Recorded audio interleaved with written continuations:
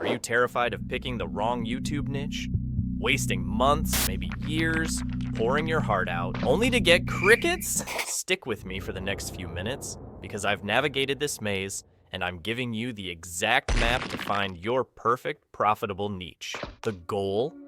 To find that sweet spot.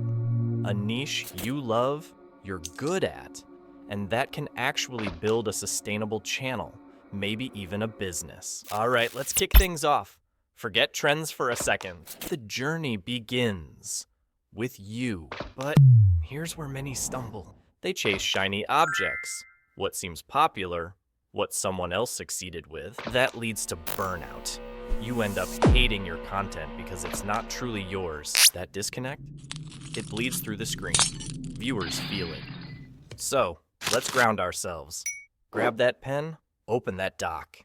Brainstorm wildly. What do you genuinely enjoy? What could you talk about for hours? What skills do people ask your help with? What do you secretly wish you could do all day? Don't filter. Just list everything. Passions, hobbies, skills, big or small. Let it be messy. Think about channels like Mr. Beast. Initially pure passion for YouTube itself, evolving into massive challenges fueled by that core interest. Or Marcus Brownlee, whose deep passion for tech translates into industry-leading reviews. That authentic energy is palpable and builds empires. Okay, you've got your big, messy list. Awesome. Now, let's refine this potential into focus. Danger zone. This is where people make huge mistakes. Mistake number 1, sticking with something you like, but aren't actually good enough at to help others yet. You'll lack credibility. Mistake number 2, choosing something you're good at but secretly dread doing repeatedly. Imagine committing to daily Minecraft streams if the thought already exhausts you. Recipe for burnout. And the biggest trap? Going too broad, like just fitness, or too narrow, like underwater basket weaving for left-handed dachshunds. One drowns you in competition, the other starves you of audience. So, filter your list. Ask first, am I good enough to genuinely help someone with this? Even a beginner? Remember, not world expert level, just more knowledgeable than many. And second, do I reasonably enjoy this enough to create content consistently?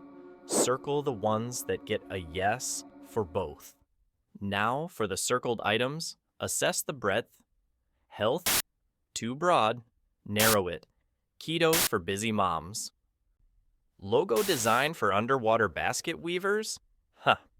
Probably too narrow. Broaden slightly. Branding for craft businesses.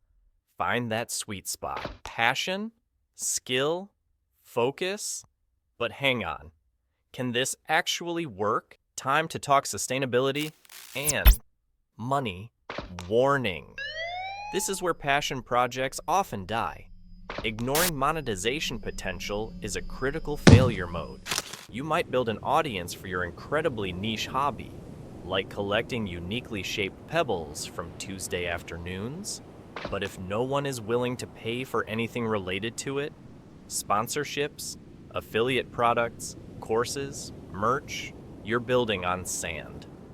The warning sign?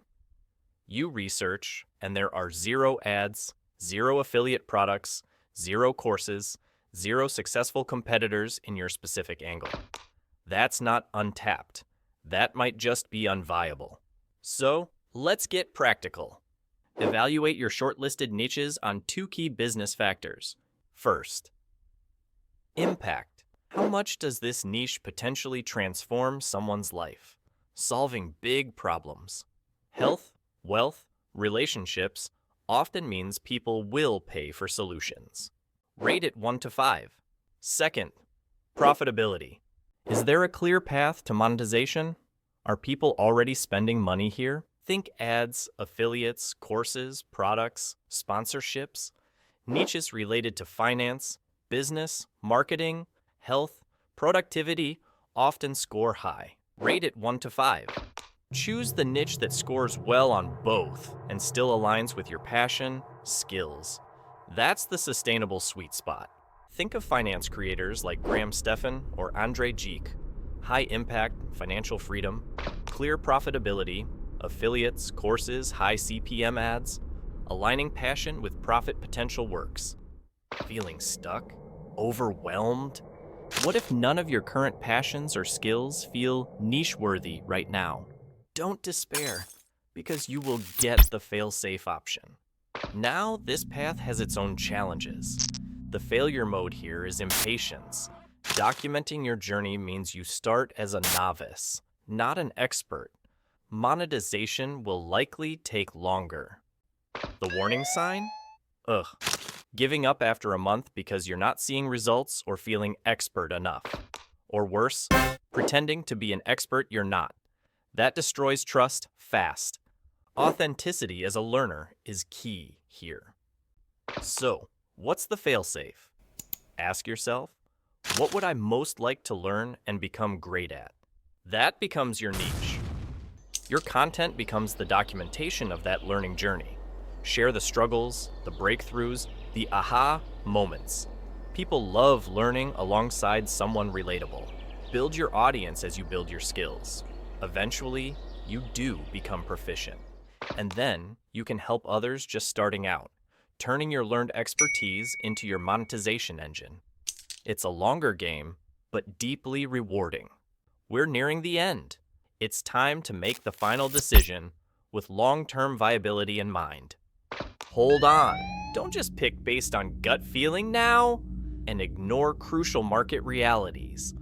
You might love the niche, but if there are 0 successful websites, no active communities, impossible keyword competition, or it requires a Hollywood budget you don't have, you're setting yourself up for failure.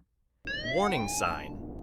You can't easily find keywords people search for, or every topic seems covered by massive authority websites you can't compete with initially.